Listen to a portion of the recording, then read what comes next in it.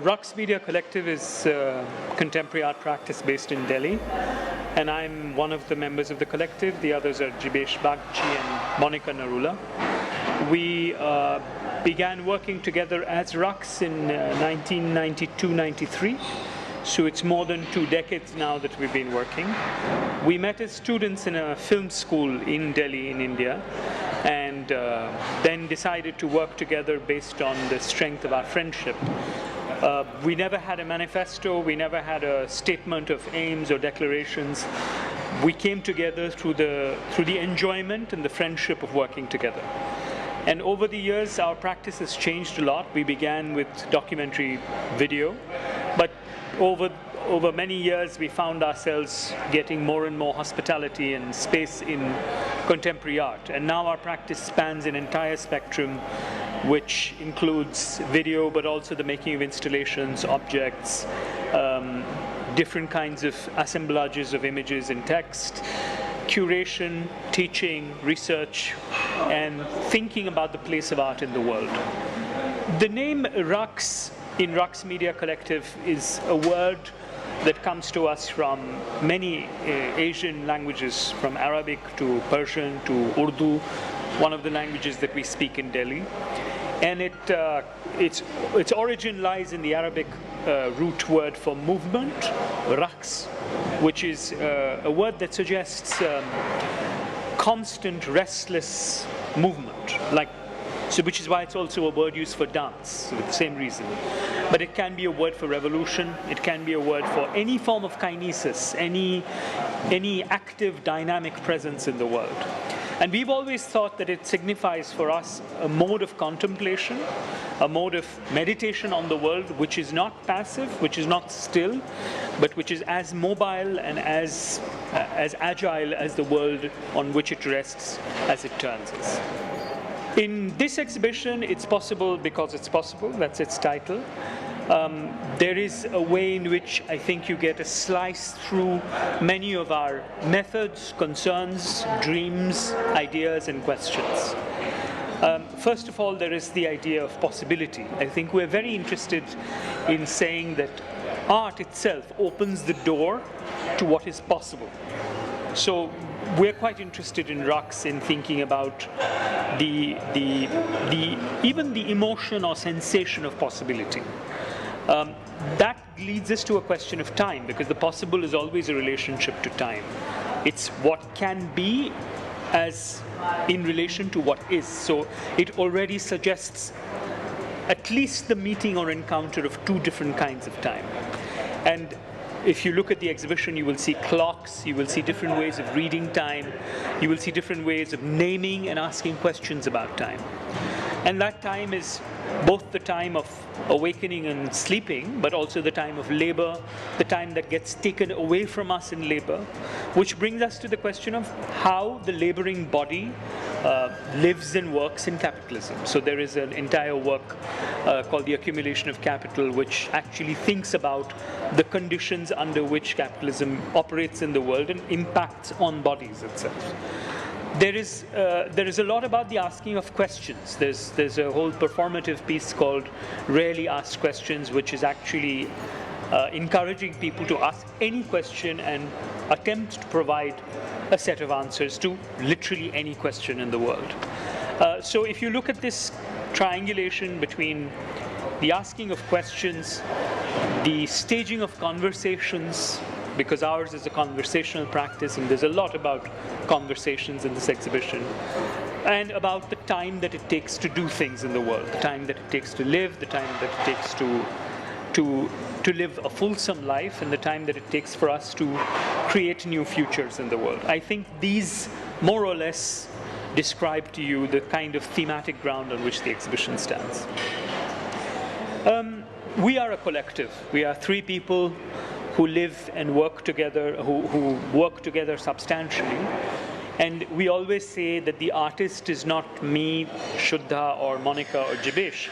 The artist is the Raqs collective. A collective is not just an accumulation of people. It's not just a number. In our view, a collective is a disposition. It's a way in which one relates to plenitude, to being multiplied.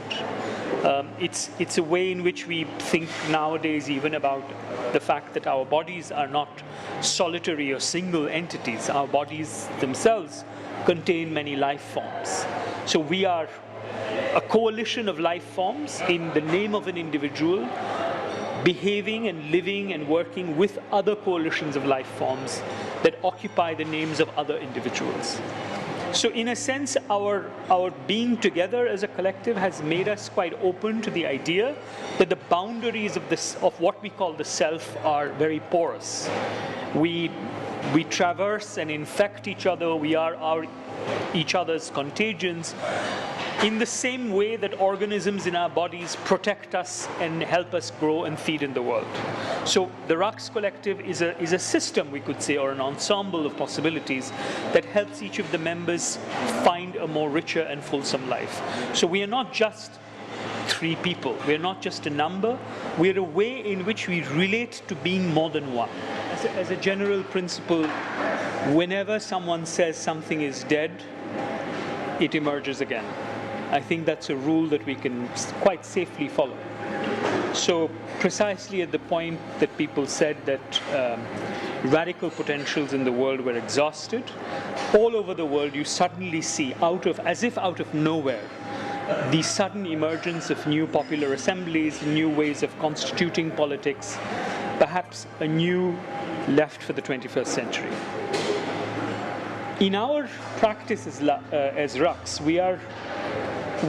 we think that the most important thing for us to do is to listen to the world. It's to be very attentive, to listen to detail and to the whispers of what is going on in the streets. And that's why it's very exciting for me to come to Buenos Aires, because very early in our practice, I think around in the early 2000s, we wrote a text called 10 Notes on Practice, and in which we talked about learning from what used to be called the Fábrica Ocupada in Argentina in the wake of the economic crisis. What was interesting for us was the way in which people in your city found a new method of living and working and producing together in the wake of crisis. Now, we weren't the people saying, nobody was saying at that time that capitalism is dead, because if they'd said it, it would bounce back again. Just as to say the left is dead is a way of ensuring that it bounces back. What is interesting for us is that moments of what are known as historical crisis or turbulence become like laboratories where people find new and creative ways of rethinking the relationship between the self and society. There is a whole history and a heritage, or many histories and heritages, in the international currents that constituted the radical leftist imaginary from the 19th century till now, that are, we feel, the heritage of humanity.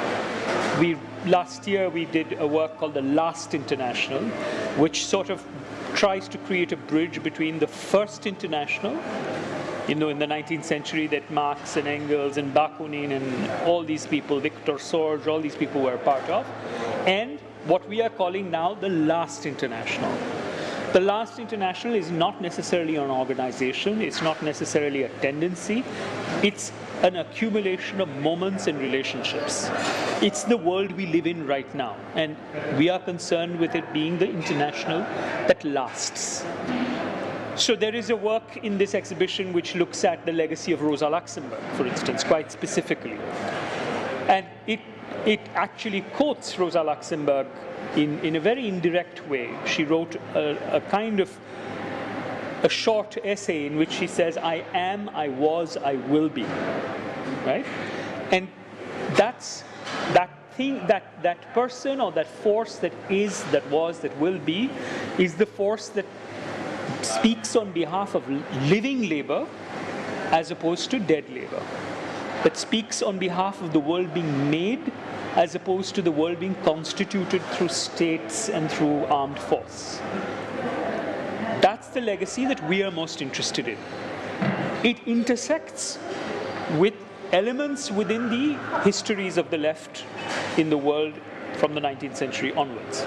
But it intersects with other histories as well. It intersects with the histories of utopian and communitarian communities in the medieval times in Europe or North Africa or Asia. It intersects with radical philosophical schools going back to, say, let's say, Diogenes of Sinope in Greece, or Lao Tzu in China, or the Buddha in Egypt, or even what we might call the revolutionary Jesus. So these are intersections that don't have to be contained within political labels only. They have a relationship to it, but they're larger than that. This is the third in a series of exhibitions in the Hispanic sphere. And for us, that's actually wonderful. Both in Madrid and in Mexico City, we felt that this exhibition, because of the way in which the curators Cuauhtemoc Medina and Ferran Barenblit have also staged the exhibition and created a wonderful critical apparatus, 2 books that are bilingual in Spanish and English that go with the exhibition. It seems to me and to my colleagues and comrades in Raqs that when we visited, let's say, the exhibition in Madrid or in Mexico City, it had gone beyond us. It wasn't our work anymore in that sense of property. It was as if a whole new language, people who speak Spanish and read Spanish, were taking the work and making it their own. I'm sure the same, and that's what excites me about coming to Buenos Aires. It's a city with which we have had a long history of relationship in the imagination. I have always imagined being here. I could never think that it was possible for me to be here, but I think it was always a city that I felt I was a part of in my imagination.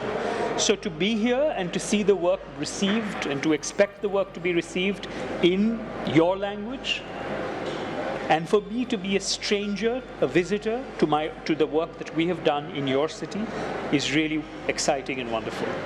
Also, Proa, I like what the building does to the exhibition. It creates corners, it creates folds and twists because of the nature of the architecture, so that the same works sometimes get a new life, which is quite wonderful and fascinating for me to witness.